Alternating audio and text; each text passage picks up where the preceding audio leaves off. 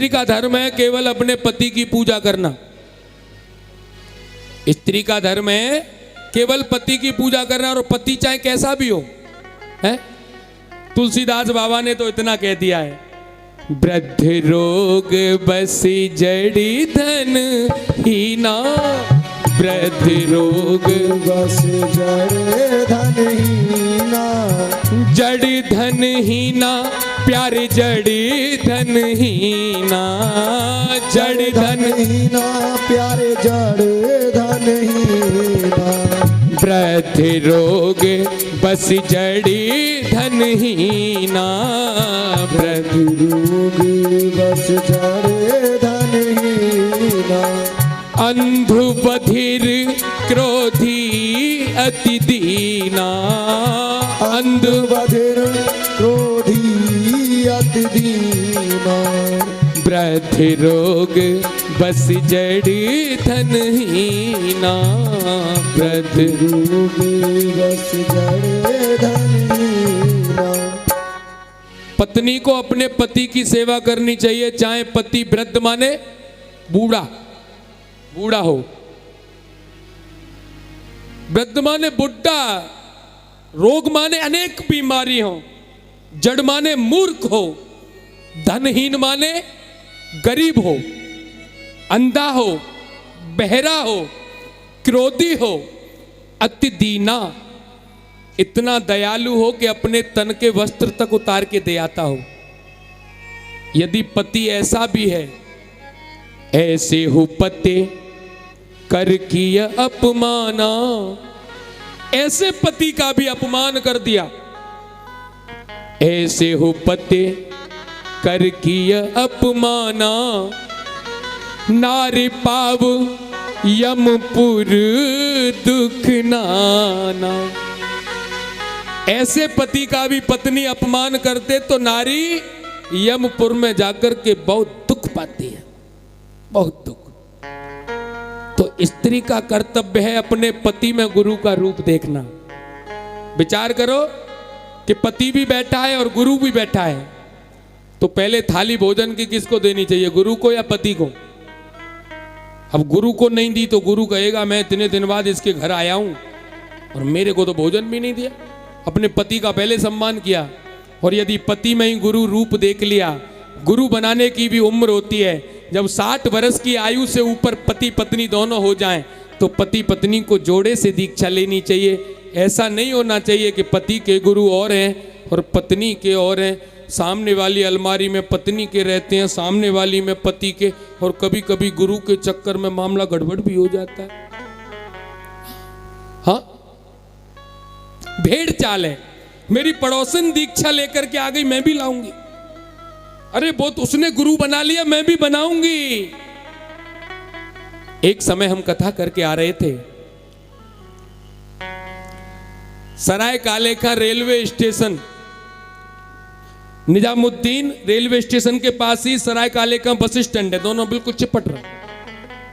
बस में बैठ गए हम वृंदावन के लिए, मथुरा के लिए, पूरी बस चकाचक भरी है। अचानक से 2 बच्चे पीछे से दौड़ के भागने लगे, ध्यान देना, 2 बच्चे पीछे से दौड़ के भागने लगे। जब 2 बच्चे बस में से भागे तो 10 और भागने लगे। जब 10 भागे तो पूरी बस खाली हो गई। बोले कोई मामला गड़बड़ है, सब भाग रहे हैं। जब भैया सब भागे तो हमने कहा भैया सूटकेस को, बीप केस को, बैग को यहीं छोड़, तू भी भाग। अब हम भी भागने लगे। अब भागते भागते आगे वाले को पकड़ा, तब तक पकड़ा, निकल गया। पीछे वाले को पकड़ा, भैया क्यों भाग रहा है? बोले पता किसी को नहीं, आगे वाले भाग रहे हैं तो सब पीछे वाले भी पीछे पीछे भाग रहे हैं, जानकारी किसी को नहीं। आगे वाले भाग रहे हैं तो पीछे वाले पीछे पीछे भाग रहे हैं। मैं ये नहीं कहूंगा गुरु मत बनाओ, गुरु जरूर बनाओ, लेकिन गुरु की आयु होती है। जिस बच्चे के माता पिता जीवित हैं उसको गुरु नहीं बनाना चाहिए। तुलसीदास बाबा ने भगवान राम के लिए भी लिखा है, प्रातः काल उठ के रे रघुनाथा, मात पिता गुरु ना वही माथा, मात पिता गुरु ना वही माथा। क्या गुरुजी हर पल रहते हैं वहां? कुलगुरु वशिष्ठ। तो माता पिता में गुरु का स्वरूप देख करके भगवान राम अपने माता पिता को गुरु से भी बड़ा समझ के और नित्य प्रति सुबह जगते ही प्रणाम करते हैं, सुबह जगते ही। और आजकल के बालक तो कोई करता है क्या? और करें भी तो आजकल के तो चरण भी नहीं छूते हैं, झुके भी तो घुटनों से ऊपर पता नहीं, बस ऐसे हाथ किया और सिर से भी नहीं लगाते, हृदय से भी नहीं, ऐसे करके फॉर्मेलिटी पूरी हो गया काम है। और झुकता कौन है? कौन झुकता है? जिसमें वजन होता है। जिस पेड़ पे फल लगे होंगे वही झुकेगा, और जिस पे फल नहीं है वो तो लंबा ही लंबा जाएगा।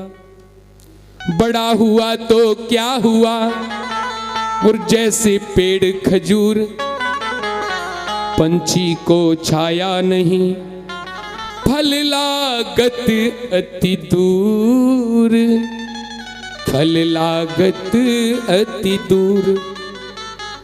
कभी स्त्री को, कभी साधु महात्मा के यहां भी जाए, किसी मंदिर में भी जाए तो स्त्री को अकेले नहीं जाना चाहिए, शास्त्र कहता है।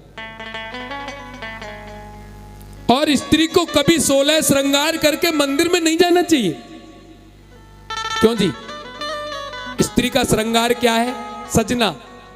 नारी का देखो सजना, सजना के बिन क्या सजना, जिस नारी का नहीं सजना, बेकार है उसका सजना।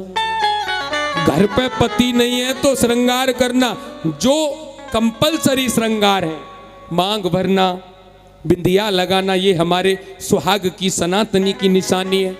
सिर्फ वही श्रृंगार करना चाहिए। 16 श्रृंगार कभी भी अपने घर से बाहर करके जाए तो अपने पति के साथ, अन्यथा कभी नहीं जाना चाहिए। और मंदिर में तो 16 श्रृंगार करके कभी नहीं जाना चाहिए। मंदिर में कभी अकेले नहीं जाना चाहिए। अपनी मां के साथ, अपने पिता के साथ, अपने बेटे के साथ, अपनी पुत्री के साथ जब जाना चाहिए, अकेले नहीं। क्यों? क्योंकि प्यारे भक्तों, स्त्री की वजह से कोई साधु भी यदि दोष लगता है किसी साधु पर, यदि साधु की वजह से स्त्री पर भी दोष लगता है तो वो गलत है।